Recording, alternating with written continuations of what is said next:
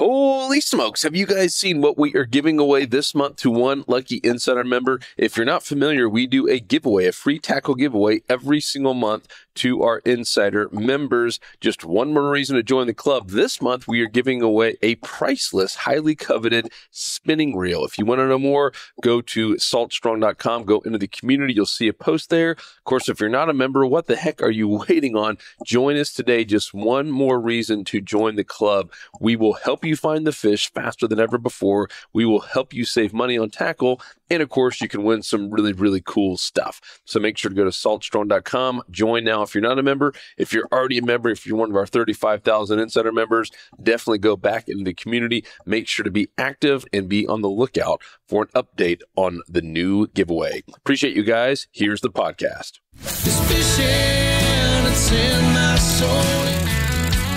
Welcome to the Salt Strong Podcast, disrupting fishing entertainment as you know it. Prepare to laugh. Prepare to get to know fishing legends in a whole new and unfiltered way. And on occasion, you might even learn a thing or two about fishing. Here's your host, Joe Simons. Like diamonds. Hello, Salt Strong Nation. Joe Simons, like diamonds, back again with a really, really special episode. This Hurricane Ian was obviously devastating. It was one of the worst, hurricanes to hit Florida, especially the West Coast there, maybe ever. We'll kind of get a final toll on total amount of damage and even deaths, which continue to get higher and higher.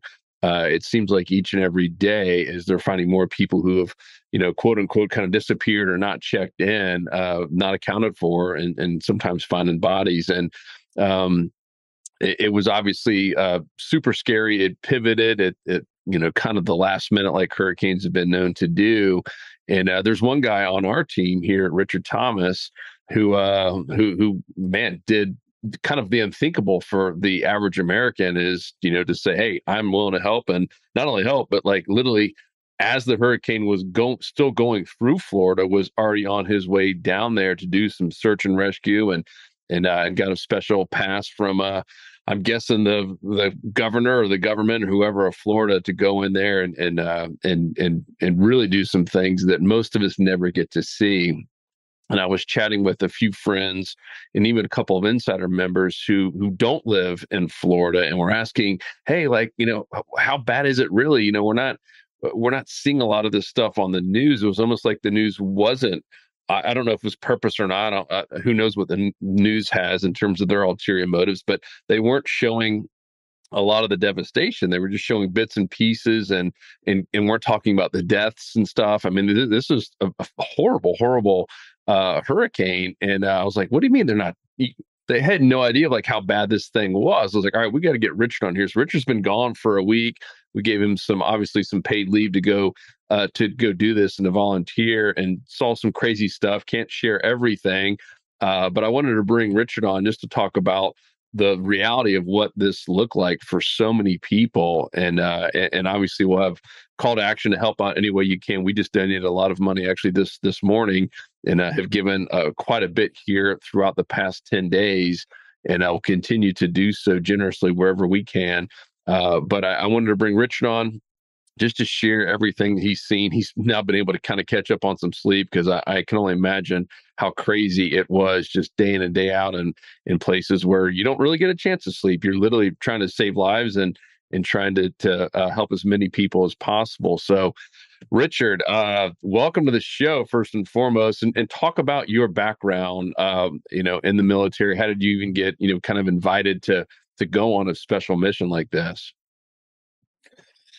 Yeah, thank you, Joe. So with my background, I was prior infantry combat arms in the Army. I'd worked a lot with different units and groups that specialize in search and rescue. And I did some of that stuff overseas as well with some of those groups. So I was able to get with a few friends and then also link up with a special group that I did get to go down there with. And that was really their primary mission, was search and rescue. Now, we did a lot of other facets as well, everything from, helping tarp people's roofs to even a little bit of kind of some security things, just to make sure that people that did not have access to the things that they needed, such as food or fuel or even water, were honestly just not getting robbed or looted, because that is a whole nother facet when these terrible disasters and things happen. So being able to help facilitate that and get it to people that really need the help was huge. And this group was able to do that I was with. So very fortunate to be able to link up with a lot of prior military, even some active as well, with the group that I was with that had skills and training in all these areas, which also helped us integrate in with, National Guard, Sheriff's Department, different places and things that were making a difference down there. So we were able to be really just enablers to help that mission, and just, really help as many people as we can, because it was absolute destruction. I know you said there, you guys didn't get to see a whole lot on the news side for very much. And unfortunately, I didn't either when I was down there, and I didn't really realize that it was not getting put out, other than when we would go through some of these checkpoints and areas like that. There was just a complete stop for any type of press, journalism, anything like that. It was extremely, extremely controlled. Meaning they wouldn't let the press or the news in. Right. Yep. No cameras. I didn't see one camera on any of these islands for at least 3 or 4 days, probably about 4 days before I saw the first type of news or camera on the island. And when I did, there was some type of representative, basically right there next to the camera, making sure it was only panning to what they, kind of deemed that would be necessary to get on film from what I could see. Interesting. So let's talk about the whole thing, right? You guys didn't wait 4 days for things to calm down. You talk about them. You guys were basically skirting the storm the whole way just to get there to where the eye hit, the eye wall hit. Talk about that whole experience. Yeah, so I'm located in Savannah right now. I had a good friend that was connected with this group, that he drove down, and basically the same day that the hurricane was going through, he came and picked me up in Savannah. And as soon as we, kind of got ready, I believe it was around, probably 10 o'clock at night or so, that hurricane had just started moving kind of across Florida, across the middle. So what we ended up doing was just taking the kind of western route along the Gulf side. So as the hurricane was moving across the state, we were actually skirting it and heading straight south to really where we thought the most damage was. And one of the things I will definitely give a lot of credit, whether it was, DOT or just Florida in general, the roads were very, very good comparatively to other places that have had this happen. I think Florida really did a phenomenal job of getting those roadways cleared, because really the first thing when these type of things happen is making sure that you can have lines of communication, logistics, or emergency services are able to travel, because without road systems or ways that people can travel and connect to these hard to reach areas, you're just going to be stuck. So Florida did a phenomenal job. Right about the time when we were coming down, most of the surge and water was kind of retreating. There was a few spots even on 75 that were shut temporarily just due to how much water there was. But as soon as that cleared, we were pretty much right there and heading down there. Cool. And so where did you guys go first? And do you have some type of special badge or like clearance? How do you even get to these areas? So two-part question. Where did you go first, and how do you guys, get in without having to, whatever you can share, I guess? Yeah, the very first place we went was kind of Fort Myers proper, so to speak. And we immediately helped set up kind of a supply type point, basically getting that set up, because we knew that if that wasn't set up, any of the follow-on operations, the next 48 hours or plus would not be able to, it would just be chaos. So we had to set up some type of central hub. So we did that very quickly within a matter of a few hours. And then right after that, we were able to meet up with actually a young guy who just drove down there by himself, and he had a skid steer on the back of his and we immediately went in to the edge of Fort Myers and started working on clearing roads, mobile home parks, anywhere that, people and emergency services and vehicles could not get to. So that was really kind of one of the first things that we started doing. And then really later that evening, that's when we started to, kind of meet up with our group and start pushing out for search and rescue. And that was some of the things that they did have were some letters, kind of approval, so to speak, to, basically give that to the sheriff's department, or whoever we needed to, that was kind of manning those checkpoints to say that, hey, we are going to help. We are enablers. We can, do these things. And here's, our accreditation to go and do so. Unfortunately, there were a lot of people getting turned around, and I totally understand. In a lot of those situations, there are a bunch of people, whether it's family. I mean, you can only imagine if you had family on that island, I would say just about anything to try and get on to some of those places. So those guys at the checkpoint, the sheriff's department, they did have a very difficult job just trying to screen the people that were trying to get in. And everyone says, oh, I'm search and rescue, or I'm this, or I'm that. But it could, easily turn into a lot more problems and chaos. So that was good that they were able to do that. And we were fortunate enough to get in there with emergency services, National Guard, and some of those people, and really just start, helping, whether that was door to door or just, finding who we can to help. And that's kind of really the story for the next 48 hours. And it was pretty fast paced and nonstop once we got there. Yeah. So talk about that. I mean, what was it really like down there in those 48 hours after the storm goes through? Are you seeing dead bodies? Are you seeing people who are just like stuck underneath places? Like what? Because that's the stuff that no one's, really talking about or seeing. What was it really like there?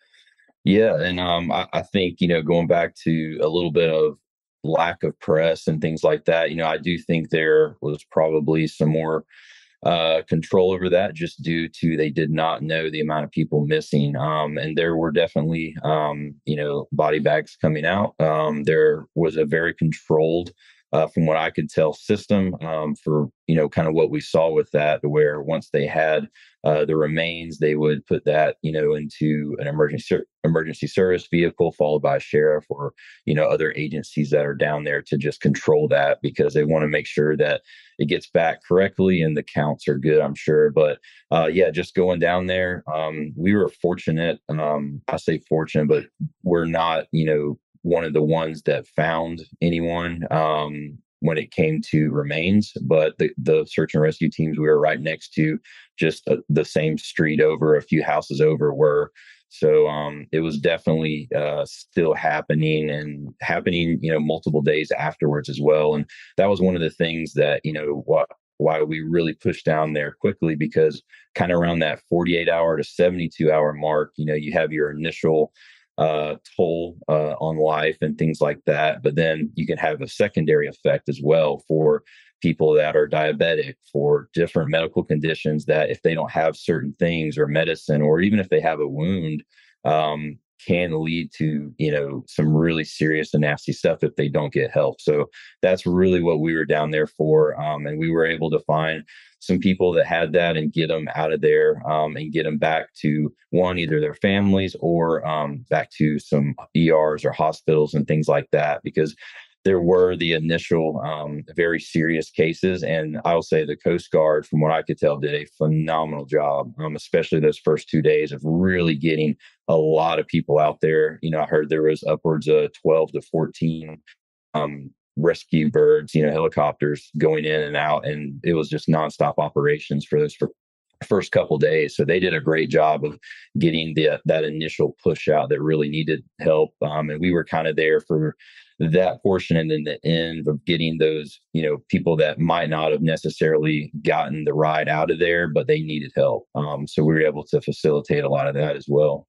Does that mean you guys are going just door to door and in areas that got devastated and knocking? Yeah, exactly. Door to door, going up and down the street, shouting, knocking on doors. And, even in some places, if it looked like it hadn't, had anyone go in there, we would make sure that we could make sure that no one was in there, and kind of go from there. So that was really what we were doing this first 2 days. Yeah. Cool. You guys armed? We were, yeah, definitely was a necessity. And one of the things that, we spoke about earlier was the looting. And unfortunately, there was a lot of folks that were, a retirement community or just older. It's Florida. There's, it's kind of the snowbird state. There's a lot of retirees and, just an older population in some of these areas. And some of the places that we went, one of the things that started happening was these people finally were able to, the mainland, if they're on these barrier islands and stuff like that. And a lot of these things were getting held up, even right there as soon as they would get to the dock or once they got the checkpoint. There were, really just kind of looters that had ganged up together and were going and stealing and robbing these people at gunpoint. Even a few people got shot, some stabbings, just stuff that you would kind of expect when there's nothing else and there's a huge fight for resources. However, one of the things that I think that really helped control that from what we saw was just having an armed population. Pretty much everyone there was armed. And one of the great things was the communities that were really devastated. There was a lot of people within those communities that kind of got together and really made sure that it was known that, if you loot here, this is kind of our lives too. This is what we're going to protect. And then deterred so much more chaos and destruction that could happen compared to some other areas that this has, happened before, because it was an absolute wasteland just about in so many places. No water, no electricity. I mean, it's basically kind of back to the dark ages for a little bit. Source could come in and help these people out. So with these looters, I mean, you'd mentioned that, it's sad that we've come to expect that, right? I mean, it's incredibly sad. Like that's the last thing on my mind, right? But do you think the majority of these looters, I mean, you've seen some that have been exposed, and these were people who were like on a mission to go rob for their betterment. There's other people that, they're taking something from maybe their neighbor who wasn't there just to survive.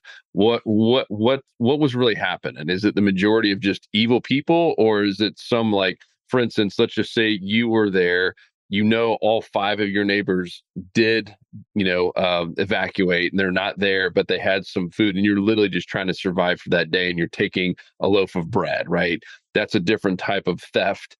Not to say that's right or wrong, but that's a different type of theft than going in and taking someone's valuables and all their jewelry and stuff like that. What did you guys see going on with these people? Were they the just the horrible roughneck people going in and just there for pure theft, or was it, man, a survival mode?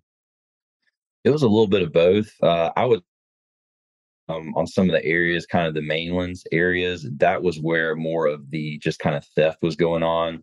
There were so many crimes that we saw that we just were not able to really do anything about, and it just wasn't part of our mission set, at the time, and there wasn't any department type of, really people there. So there was nothing that we could really do about it. That was just kind of, part of the system, I guess. Stolen cars, breaking into homes, things like that. But really the things that we were there for was kind of preservation of life. So we saw looters or anything like that that were going and stealing from, like I said, checkpoints, or as soon as there were supply drops and stuff like that. That's a little bit more what we focused on, because those people had been waiting, really on the brink. Some of them, a couple things in their hand, and that was all that they had left in their entire life. And they had children, they didn't have baby formula. There's just so many things that you don't think about that are just necessities, and after 1 or 2 days, you can be in a pretty bad have some of these things. So those were the things that we were concentrating on a little bit more. And there were some a little bit more organized, I would say, looters that were kind of, just bad people going around and being selfish and kind of robbing and taking themselves and taking it back to their camp or wherever they had. So that was one of the things that we really tried to focus on. And whenever we knew there was going to be a supply drop or something like that, we went and organized it. For one, just making sure that the community that was getting, because that was a thing as well, because people are desperate. You could imagine, if your kid doesn't have water or food, and you see somebody taking a little bit more or something, it can easily, tensions are already high. So we organized that, and then also just made it, to where these were not, where someone with bad intentions that is going to do bad things would not attack, because that goes back to having some people that are armed, typically good guys with weapons and guns do better than the bad. Make sure that those communities felt safe and had the things that they needed and were supposed to get to them in a timely manner. That's good. I assume you got to chat with a lot of the locals that you guys were helping and rescuing. What did you hear from them? I mean, was it, why did they even stay? Was it, hey, I'm just stubborn, or is this thing just came at the last moment, it was too late? What was the feedback you got from everybody?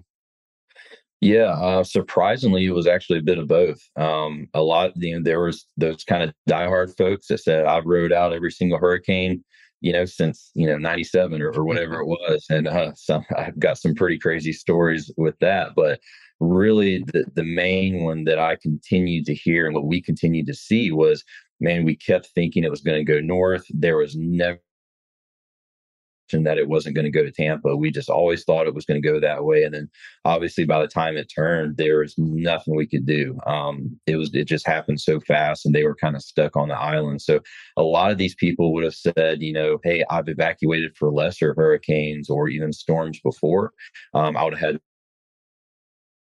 got so much assurance that it was heading towards Tampa or further north, and it really wasn't going to affect us, and we weren't going to have a crazy surge. And the surge, from what we could tell and heard, was anywhere from 15 to 18 on a lot of these places. So when you see a 80, 90-foot boat that's a quarter to half a mile inland in a suburban neighborhood, it's very easily, it's just easy to see that it was that high. And we water line on some of these places, and a lot of them were in second stories. Really, most all of them were. So it was pretty crazy to see some of that stuff, and just hearing the survivor stories was a very humbling thing as well. And on at the destruction and what happened, it's hard to even fathom that some of these people did survive, just because of just how bad it was. I mean, almost 150-mile-an-hour winds and 18 feet of water coming through. But some they survived. But unfortunately, almost every group that we talked to, especially the ones that we saw first, that we might have been their first contact, every one of them said that they knew of somebody that had got washed away, or they haven't found them, or they're missing, which was just, as you start adding that up in your brain, it's a fair amount of people that's happened to still. Mm-mm-mm. Yeah, we had an insider member from Pine Island who stayed. Same scenario, right? By time they knew it was hitting there, it was kind of too late, and everyone thought, for the most part, the day before, it was hitting Tampa, or maybe even going north of the Panhandle, like it's done the past few years. And they stayed, and he kind of took pictures and videotaped as much as he could, and he just sent all this stuff over to me. Dude, I was blown away. So you see the surge start coming in. He lived on a canal on Pine Island. And so surge starts coming up. Water's now over the seawall into the house. Then the wind starts really picking up. Roof comes off. Like, I'm talking, entire roof is off. So it's him and his wife. And he got pictures of all this stuff underneath the mattress. The mattress is soaking wet. So that thing's getting heavy. So they're trying to prop the mattress from not like suffocating them, but still protecting them from debris hitting them in the head. Dude, it was just crazy. And then the next morning, obviously, the storms passed. It was thankfully calm and a little even cooler. So that part was nice for us Floridians. There's nothing worse than cleaning up after a hurricane when it's 98 degrees and you don't have power. But oh my gosh, to see their kitchen, I mean, there's no roof. The whole roof, literally the whole place is gone. And they were one of the lucky ones to survive. I'm sure there's people on there that did get swept away. All it takes is one big surge coming and pulling people out. Have they reported yet on total amount of deaths, or because it is weird that that stuff doesn't get published? And I can understand why you wouldn't want news journalists coming there and filming, dead bodies, because they want to do it the right way and at least alert the family. You don't want to see that on the news, see your family member. I get that part, but you'd think they'd be publishing some sort of numbers on missing people, and it is odd. What are your thoughts on any of that? Yeah, so I've seen some of the numbers, and it's definitely a continual growing list. Unfortunately, with as it is right now, it's definitely going to continue to grow. One of the things that I didn't see, at least last I looked, was just the amount of missing people as well. Those numbers, I don't believe, were put out from what I could see. They may be out now, but doing the math on 4, 5, 6, 7 days, and people are still missing, you can kind of start to assume some of those are probably might not be with us anymore. So definitely, I would say the numbers currently are a little bit low of what it would be, which but again, there hasn't been really any press or journalism, at least while I was there, and ended up leaving on Friday, this past Friday, and there was still pretty low numbers on all that, just compared to what we were there every single day. Yeah. So your main hub was Fort Myers, like right in the middle of where it got hit the worst. Where did you guys go next, or did you really just spend the majority of time there? Spent a lot of time really on Fort Myers, just kind of hit areas, and really that was one of the areas that looked honestly like a war zone. We went to Pine Island and some other areas as well. And one of the things that a lot of people didn't realize too is just how much damage that this did.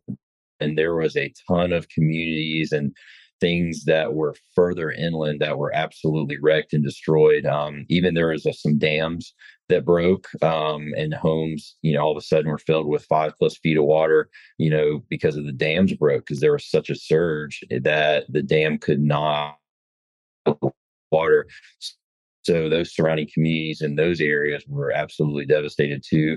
One of the things that my group did was go on airboats and different things to go and rescue some of those people as well. But when you think about it, everyone's always focused on the initial hit.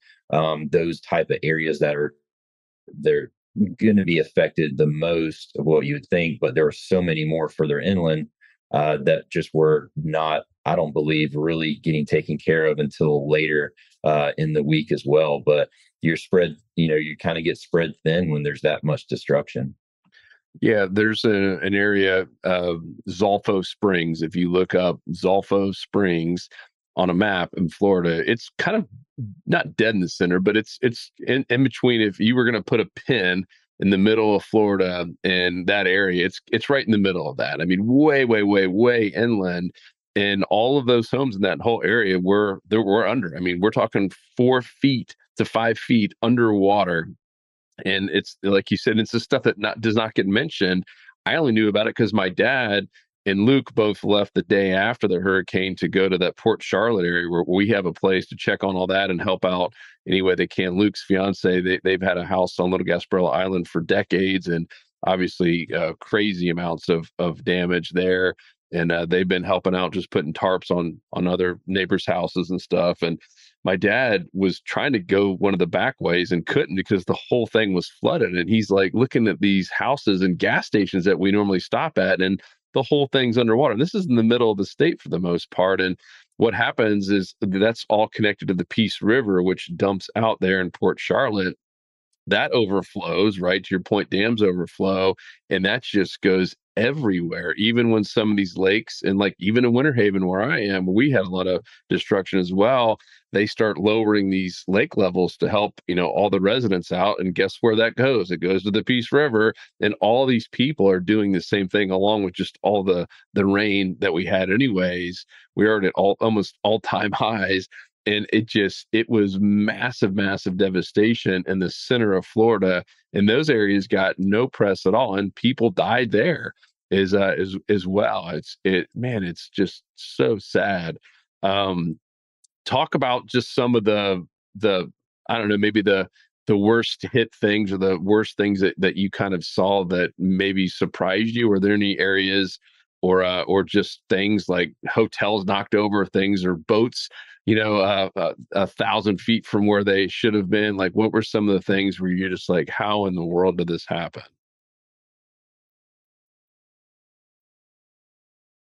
Could you hear me there? It froze for a second there, Richard. I think I got you back now. Okay, gotcha. But yeah, absolutely. It was just so crazy to see some of these, huge structures. The toll on these just beautiful, huge marinas that were acres and acres big, completely gone. Or, you've got 80+ foot shrimp boats that are all the way inland. These is just so much destruction on that side, but the homes as well. So some of the worst that we saw, and one of the really kind of main focuses that we were on the, kind of mobile home communities, because those were absolutely just, as you could imagine, demolished. And that was where people were getting stuck and trapped, because a quarter a mile from any type of main road, which that's the closest that a lot of the emergency service vehicles or us could get to, unless you went on foot. But they could have literally, 30+ feet, 40 feet in some areas of just literal debris, and more homes, wood, boats, all on top of them, around their house, the roads to get in. So some of those places are really, what I saw that was the worst. And also just the places right there, especially on like Fort Myers Beach, that were, waterside, oceanside. It's crazy. Even the hurricane built homes, a lot of those had, if they were standing, it was just, basically the bare bones. And one of the stories was from a woman that we met, and it was just her and her dog left. Unfortunately, I think her husband had gotten washed away. But one of the things that was so pronounced, that she had one of these very nice homes as well, and she started to hear the surge hit the house and the wind from a certain corner of the house. So she went upstairs in the second level, went all the way back to a corner room of the house, and basically she said she just started praying nonstop for the entire duration until everything kind of settled down. And you went to the home, and basically she was stuck up there on the second level, because literally every other room in the house, the garage, stairs, everything was completely torn around that one room. And only that one room was about the only thing that made it through that entire house. So that doesn't, make you believe in a higher power. And I'm not sure what will, because there is just total destruction and nothing else left except that one room that she was in and praying, and things like that. But yeah, the mobile home communities and the ones that were very close to that surge were pretty rough. And then any of the one-story homes were also extremely bad. So those were kind of just went from there. Man. Well, man, I really appreciate you. Obviously, one, serving and doing all that. I know that takes a toll, just seeing all that, and it's just like just gut wrenching. And the fact, I can't imagine that you slept much at all. Where do you guys even try to get a sleep in? What was it like for you guys? Yeah, really the first 2.5 days, might have had an hour to hour and a half a piece. It's just, and it's kind of hard to justify sleeping when there's still people out there. So we went pretty hard, and enough to kind of find a parking lot with another group of people, and we just kind of crashed in the truck for a few hours and then went right back to it. But really, things had started to get a little bit better when it came to resupply and stuff like that, because we were basically just living, with whatever we brought, in our cooler, with water and non-perishable food.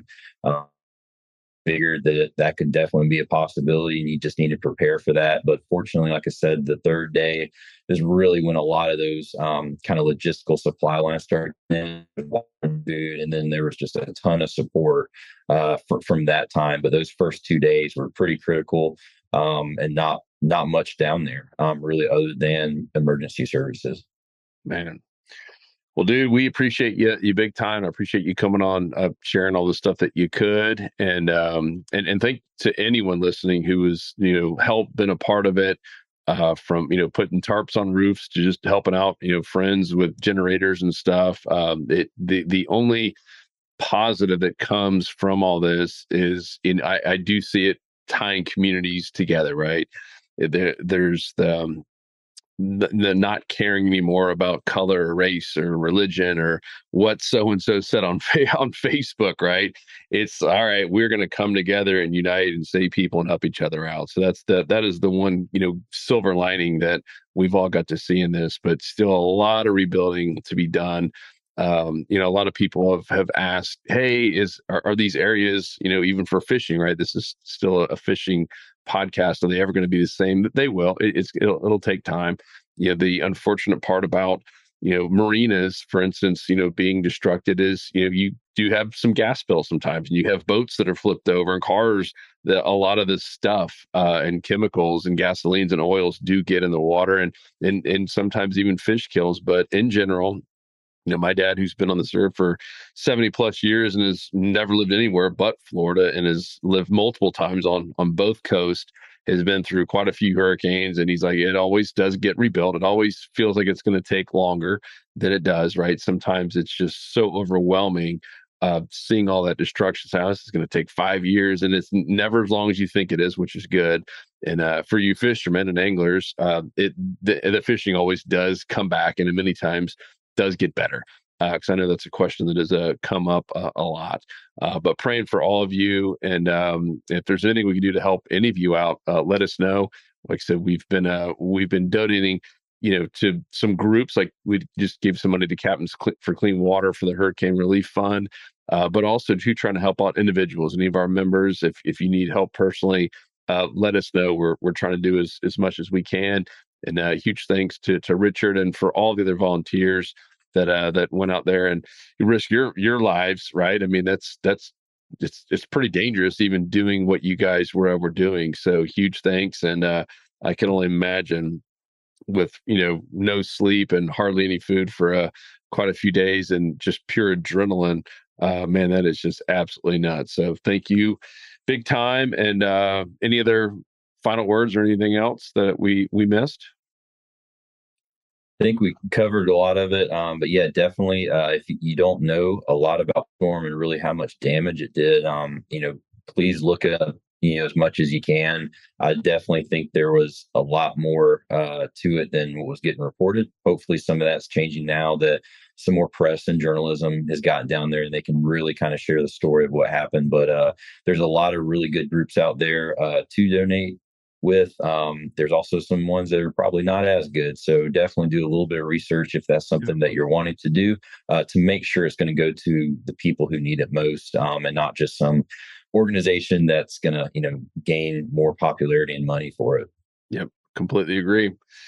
All right, my friend, thank you so much. And if you guys have any questions, we will put this podcast along with the video, depending on where you might be listening or watching, over at saltstrong.com in the fishing tips section. And at the very bottom, be a place to ask questions. If you want to ask Richard a question specifically, that's the best place to do it. So appreciate you guys, and we'll talk to you on the next episode.